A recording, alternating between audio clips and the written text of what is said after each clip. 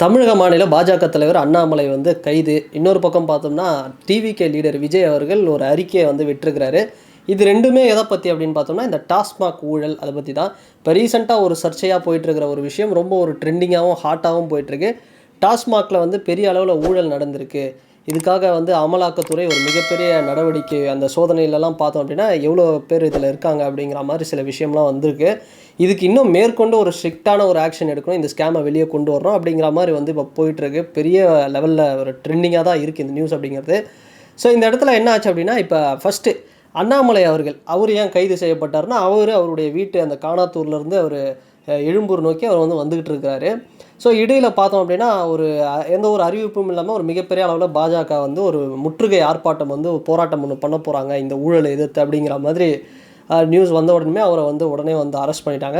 So இவரையாவது பார்த்தோம் அப்படின்னா வர வழியில் அரெஸ்ட் பண்ணாங்க. இதில் பாஜகவில் இருக்கக்கூடிய இந்த முன்னாள் தலைவர் தமிழிசை சவுந்தரராஜன், அப்புறம் துறைமுகம் தொகுதியை சேர்ந்த வேட்பாளருமான வினோஜ் வி செல்வம், இவங்க ரெண்டு பேரும் பார்த்தோம்னா வீட்டிலே வந்து அரெஸ்ட் பண்ணியிருக்காங்க.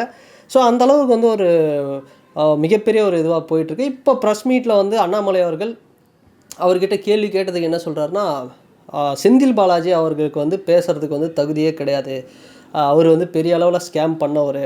எப்படி வந்து டெல்லியில் அரவிந்த் கெஜ்ரிவால் அவரே பார்த்தோம்னா ஒரு ஸ்கேமில் வந்து மாட்டியிருக்கிறாரு, A1 அக்யூஸ்டாக இருந்தார். ஸோ அந்த மாதிரி வந்து இதில் முதல்வரையும் வந்து இது பண்ணணும் அப்படிங்கிற மாதிரி ஒரு ஆவேசமாக ஒரு பேட்டியெல்லாம் கொடுத்துட்ருக்கிறாரு.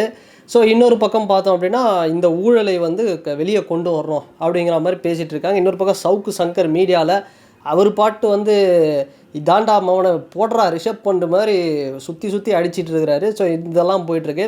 இதில் மேற்கொண்டு எரிகின்ற இதில் வந்து எண்ணெயை வந்து நம்ம போடுவோம் அப்படிங்கிற மாதிரி ஒரு மிகப்பெரிய ஒரு அறிக்கையை வந்து டிவிகே லீடர் விஜய் அவர்கள் வந்து பேசியிருக்காரு. என்ன அப்படின்னா, இந்த டாஸ்மாக் ஊழல் அப்படிங்கிறது கிட்டத்தட்ட ஒரு 1000 கோடி அந்த லெவலில் வந்து போயிருக்கு. இதில் வந்து சின்ன மீன்லேருந்து பெரிய திமிங்கலம் வரையும் எல்லாருமே இதில் வந்து லிங்காக இருக்காங்க. ஸோ அந்தளவுக்கு ஒரு ஊழல் வந்து இதில் இருக்குது. இதை வந்து வெளியே கொண்டு வரணும், தகுந்த ஒரு சோதனை வந்து செய்யணும். ஸோ இப்படி வந்து பார்த்தோம்னா விஜய் அவர்கள் இப்போ ரீசெண்டாக எலெக்ஷன் வந்து நெருங்க என்ன ஆகுது அப்படின்னா, முன்னெல்லாம் அவர்களே இவங்க இந்த ஃபாசிசம் பாயாசம் இந்த மாதிரி வந்து பேசிகிட்டு இருந்தவர், இப்போ பார்த்தோம்னா டைரெக்டாக அறிக்கையிலலாம் பார்த்தோம்னா திமுக ஆட்சியை வந்து நம்ம அகற்றணும், 2026 இந்த ஒரு சேஞ்சு கொண்டு வரணும், மாற்றம் வேணும், அதுக்கு இந்த டிஎம்கே வந்து நம்ம ரிஜெக்ட் பண்ணணும் மக்கள் அப்படிங்கிற மாதிரி ஓப்பனாகவே பேச ஆரம்பிச்சிட்டாரு. ஸோ அதன் வெளிப்பாடாக தான் வந்து இப்படி ஒரு விஷயம் வந்து போயிட்டுருக்கு.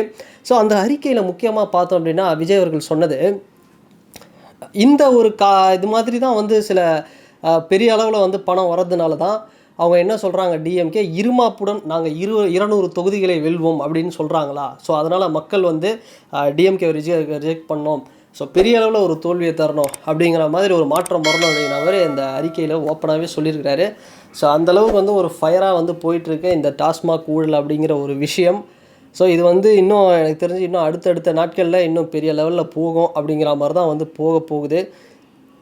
ஸோ டிவிக்கே ஒரு பக்கம் டிவிக்கே ஆன் ஃபயர், இந்த டைமில் ஏதாவது ஒன்று பண்ணுவோம் அப்படிங்கிற மாதிரி அவங்களும் வந்து இதுவாக போயிட்டுருக்காங்க. ஸோ அதுதான் நம்ம ஓப்பனாக சொல்லணும். நம்மளோட ஒப்பீனியன் அப்படின்னா, இந்த ஸ்கேமு அப்படிங்கிறது எனக்கு தெரிஞ்சு திரிணாமுல் காங்கிரஸ்லேருந்து ஆம் ஆத்மியிலேருந்து ஓவராலாக இந்தியாவில் இருக்கக்கூடிய பெரிய பெரிய கட்சிகள் எல்லாருமே இந்த ஸ்கேம் அப்படிங்கிறது எல்லாருமே வந்து ஏதோ ஒரு இடத்துல வந்து நடந்துக்கிட்டு தான் இருக்குது.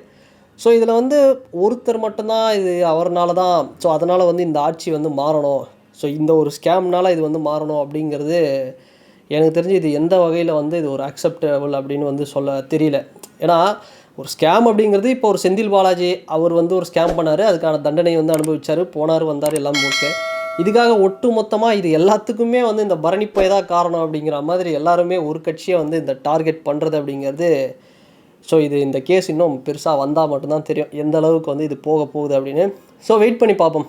அண்டு இந்த வீடியோ பற்றின உங்களுடைய கருத்துக்கள் என்ன அப்படிங்கிறது இந்த கமெண்ட் செக்ஷனில் பதிவிடுங்க. அண்டு வேறு ஒரு வீடியோவில் வேறு ஒரு கான்டென்ட்டில் நான் உங்களை பார்க்குறேன். பாய்.